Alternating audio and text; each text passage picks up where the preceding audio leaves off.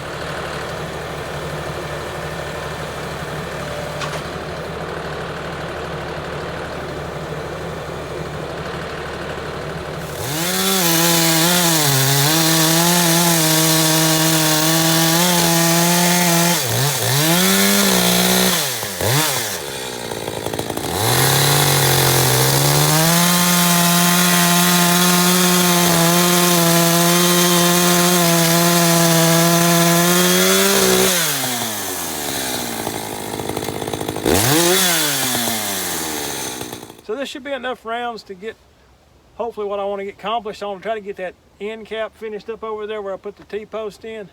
I've got another one behind me here. I don't think I'm going to get to it today.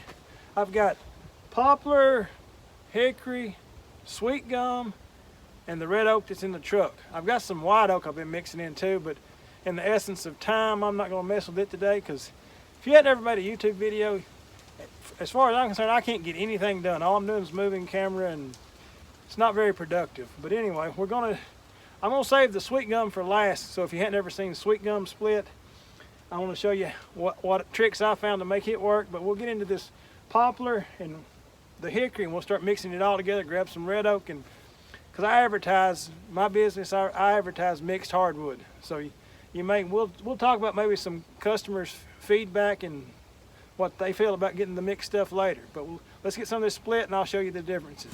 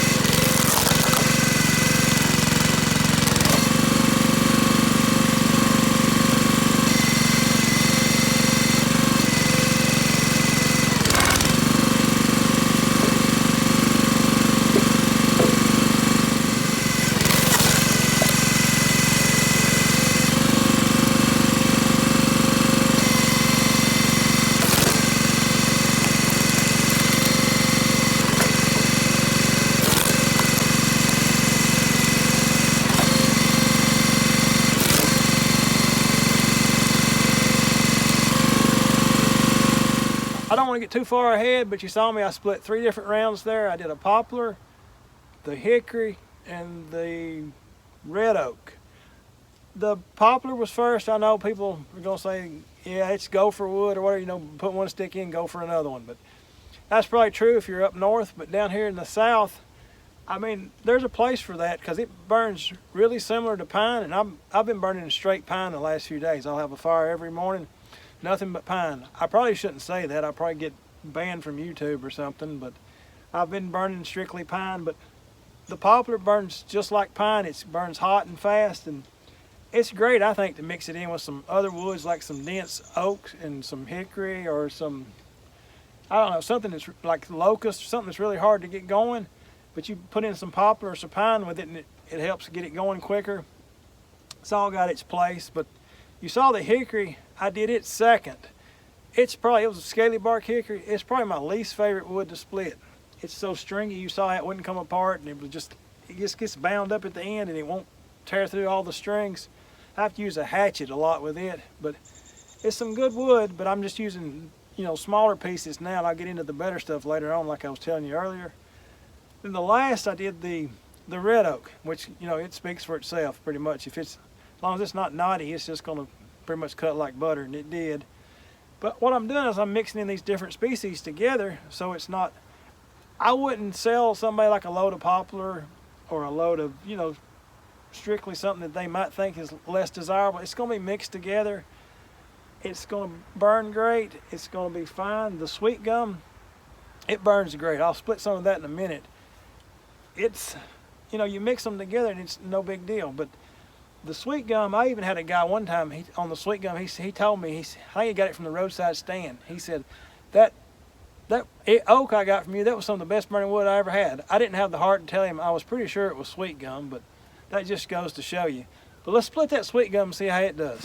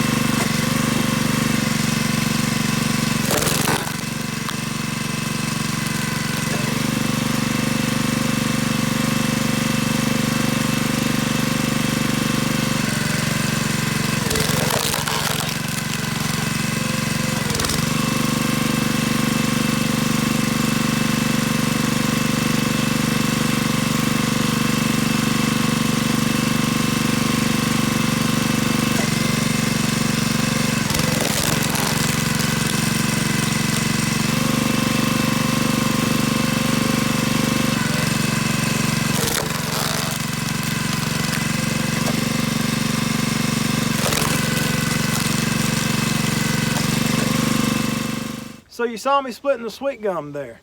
Surprise, surprise, it split pretty good, didn't it? If you can look and find the right trees with sweet gum, I mean, you can't be right all the time, but like if they're really tall, you know, straight grained and don't have a lot of limbs, you can, and don't get too big a tree. Like that tree was probably 12, 14 inches at the base. And overall it split pretty good. Like you can see this piece of wood right here, that's a good smooth piece of wood. That's sweet gum. Let's see what I got. This one here. Look at that. It's got the brown strip down the middle, just like this one. This is hickory. This is sweet gum. I got, like now, this is smooth and that's hickory. I mean, once they's dry, they're gonna look a whole lot alike. I'm not saying I'm gonna try to, you know, tell somebody it's hickory when it's not, when it's sweet gum. I'm not trying to do that. The sweet gum, like this piece here, and hickory in my left hand. I mean, it's good wood. I guess it's shame on me if I'm splitting it, because it's a lot more work most of the time to split the sweet gum than it is the other species. Like I said earlier, this guy said it best burning oak he's ever seen. I was like, yeah, you're burning sweet gum, buddy. But I reiterate, I'm not trying to deceive anybody. I advertise mixed hardwoods. That's what you're going to get. I had one lady one time, you know, I think at the time I had cherry, hickory, oak, and maybe some ash thrown in together. You know, all great burning firewood. She came back and she said, no, oak only. Basically yelling at me in a text. I never will forget it. And I'm thinking, lady, you wouldn't know oak only if it swam up and bit you on the butt. But enough of that, because, you know, they're out there. But I find for my customer base, you just have to read your customers and do what's right in your area. And around here, if you have seasoned wood that will burn, they don't care what it is for the most part. You'll have a few that ask like specifically for something, which I have stacks of hickory, cherry, there's white oak, but those are going to be at a premium price. So you got to pay for what if you want strictly one thing, you're going to pay for it. But that's enough of me rambling. I'm going to get back and hopefully get this wood split and stacked before I have to go. But like always, I appreciate you watching, and I'll catch you on the next video. Thanks.